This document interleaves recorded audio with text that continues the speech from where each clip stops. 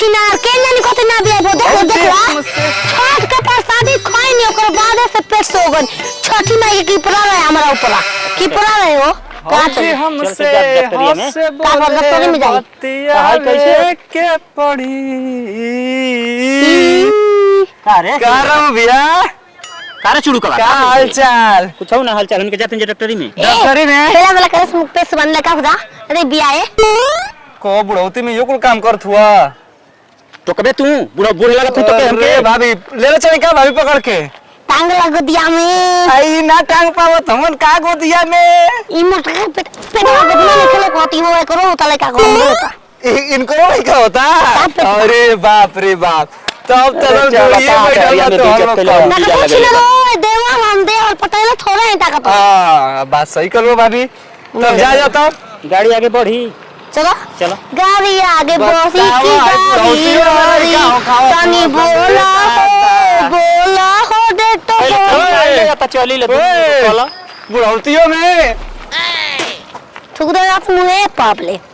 थुक दे ते मुंह का अगले वाहन में तो आने साला शहर में रखे आवत बुढ़ौती में बताओ इतना चिकन तू वाला भौजी के लेके वाला तू भाभी ले चले क्या हो ले चली कामा छोड़ दो उनके हमले चलते नहीं हमें छोड़ दो उनके तो भूसरी वाला हो जाइए दादा हमें भाई का होई तो न चलो चलो पता चली का हो बाप रे बाप इतना उधारी से तो हमें बुझाता कि कुल मेडिकल बंद करके जाए के परी घर है सब्जी के दुकान खोले के परी जे आता 5000 के दवाई देता 500 रुपया धरा के डॉक्टर साहब फजियत में बानी हई बात हौ बा मजा के तू खवई समझी मजा के दर्दियो हरा पैसा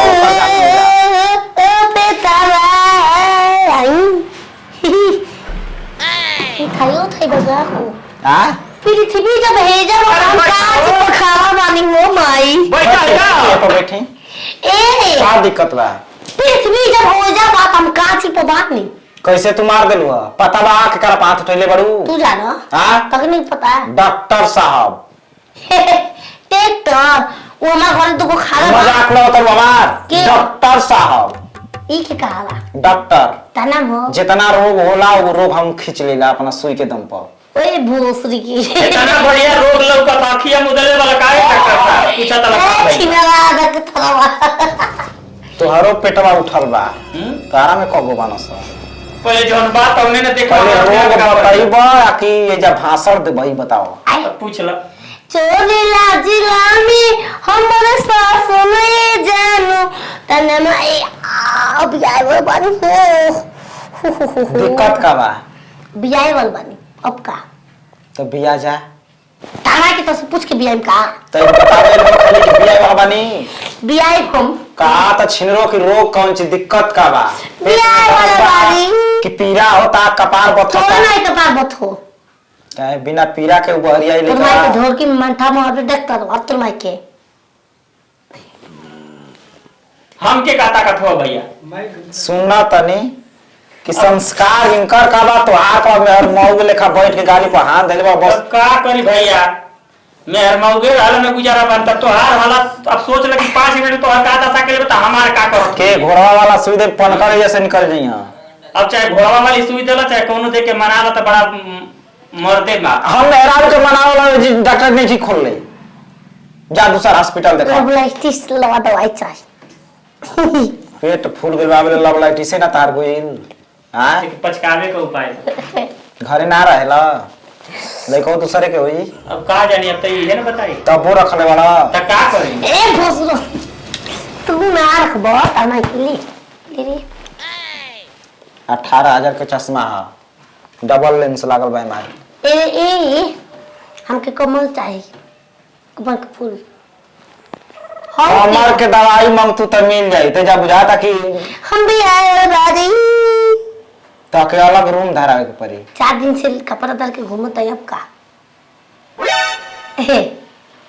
चेक कर लें तार चेक करे भैया डॉक्टर साहब इनकर भाषण सुनबो तो सुनते रह जाइबो का है हम कम भाषण ना देला हां तो तब दोनों जना से भेंटे भइल बा हम तो खुदे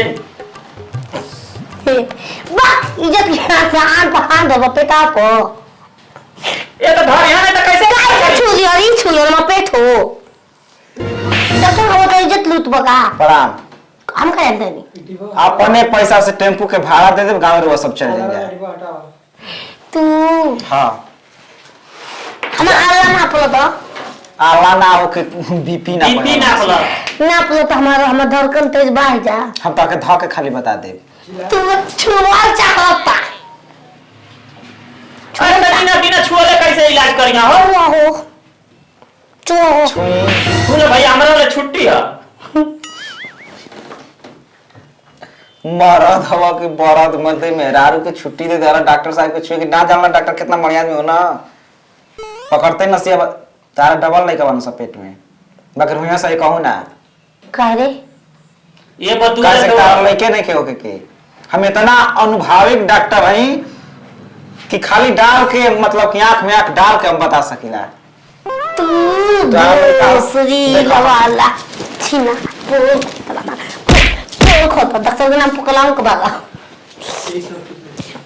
ए जी मान लो अब कि का चलता ड्रामा नौटंकी होता है जा तो हम का कहियो तो तू आपे बतियावत नहीं हम तो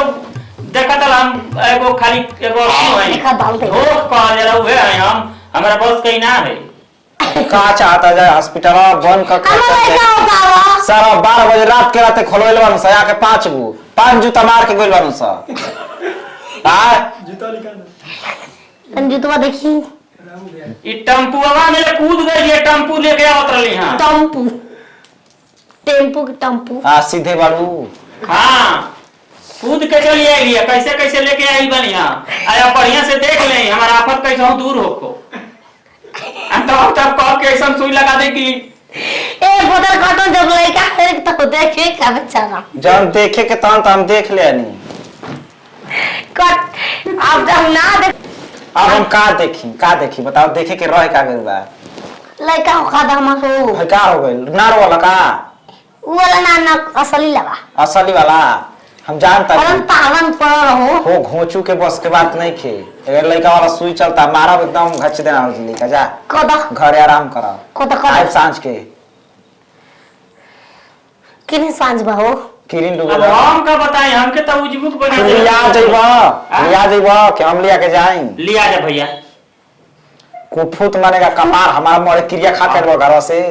एकदम इतना परेशान हो गए ना कि अब हम ही जानता नहीं परेशान बात है इतना अच्छा देख के साथ ये अंदाज लगावा कि इतने देर में तोहार गोड़े का पसीना मुड़ी चढ़ गई बा काहे खातिर चढ़ गई तो कितना हम कैसे पूरा जिंदगी झेलता नहीं के हम जाई तिले खाना वाना खाई नहीं जब पता लथु लेके आई पूरी जलेबी खाओ के जाबे सब लेको ले रहा ला ये लेके आ फेनुस फार बई हो हां हम आए दूध गारे के ना चला हां इन डॉक्टर साहब से करवा लिया भैंसबा डॉक्टर साहब से ये आके गाल दिया फेनु सवाल ये डॉक्टर पसंद नहीं क्यों हो जाई प्रणाम चलो प्रणाम प्रणाम प्रणाम नमस्ते